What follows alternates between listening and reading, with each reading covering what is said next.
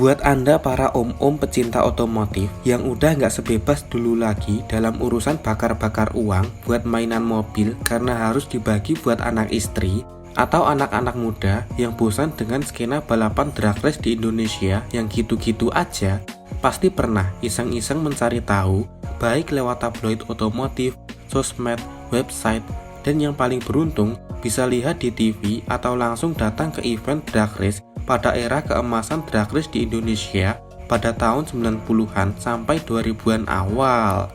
Nah, setelah menonton balapannya atau sekedar ngulik-ngulik cerita tentang masa keemasan drag race di Indonesia, mungkin terbesit sebuah pertanyaan di benak kalian. Bagaimana bisa balap drag race di Indonesia bisa berubah dari yang dulu sangat buas, sekarang menurun jadi serba nanggung kayak gini? Nah, untuk menjawab pertanyaan ini, di video kali ini kita akan bahas 4 faktor yang bikin dunia drag race di Indonesia bisa seperti sekarang ini.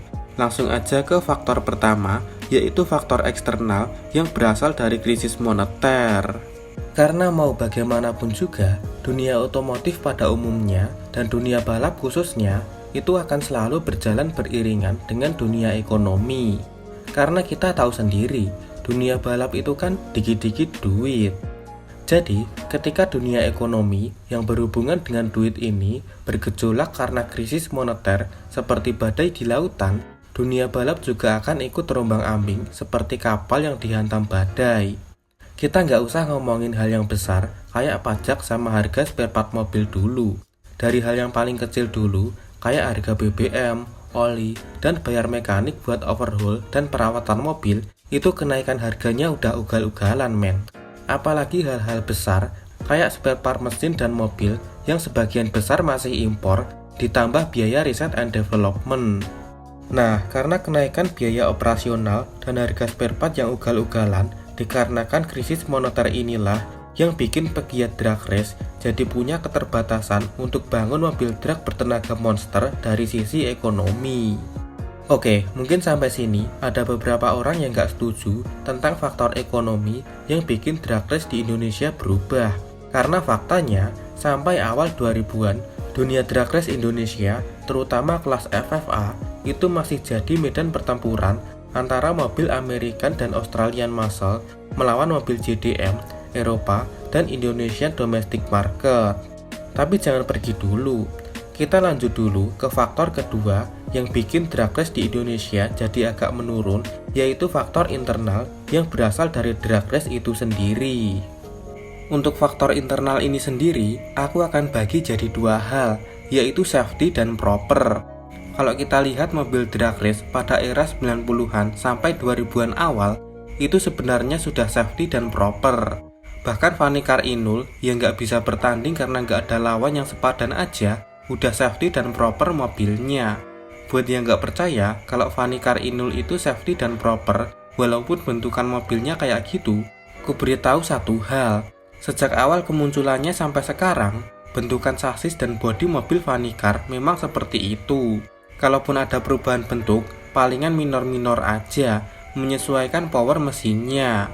Nah, kalau Vanikar Inul saja sudah safety dan proper, apalagi yang kelasnya di bawah Vanikar Inul, kayak kelas FFA, tempat para monster berkumpul, dan kelas di bawahnya FFA, yang konon katanya pembagian kelasnya berdasarkan kubikasi mesin di STNK mobil doang. Sudah pasti lebih safety dan proper lagi. Ya setidaknya, walaupun yang namanya fitment roda itu belum eksis, tapi pemakaian roll cage itu sudah jadi kewajiban. Nah, kita sudah tahu kalau mobil drag race pada era 90-an sampai 2000-an awal sudah cukup proper dan safety. Berarti untuk mobil nggak ada masalah. Dan berarti sumber permasalahannya ada di lintasannya. Memang, dulu pada tahun 90-an sampai 2000-an awal, di Indonesia itu nggak ada yang namanya drag strip. Jadi, kalau ada event drag race, itu kalau nggak pakai jalan raya, landasan pacu pesawat, ya sirkuit gitu loh.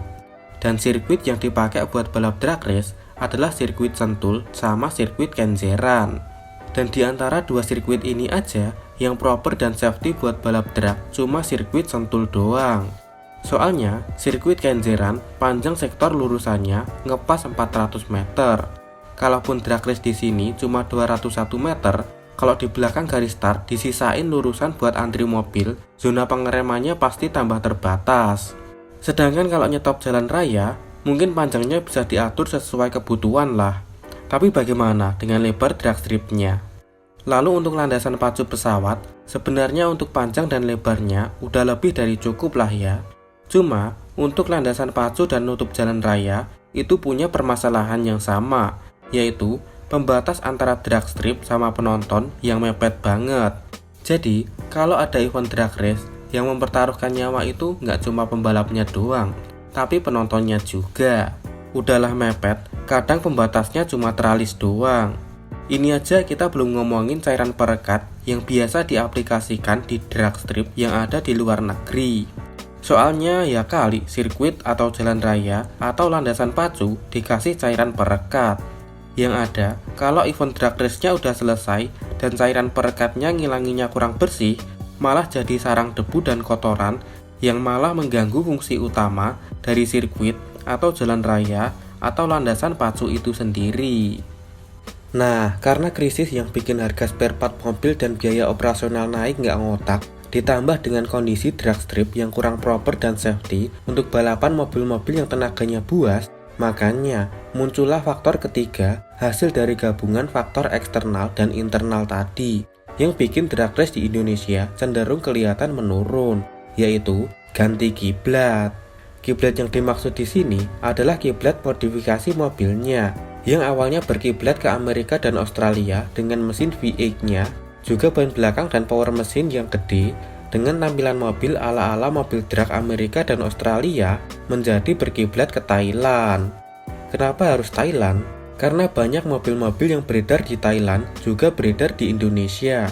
Jadi, transfer ilmu dan riset lebih mudah dilakukan karena mekanik sudah familiar dulu dengan mobilnya, terutama mesinnya. Sama kalau ngebangun mesin buat balap, kadang kan nggak sekali jadi.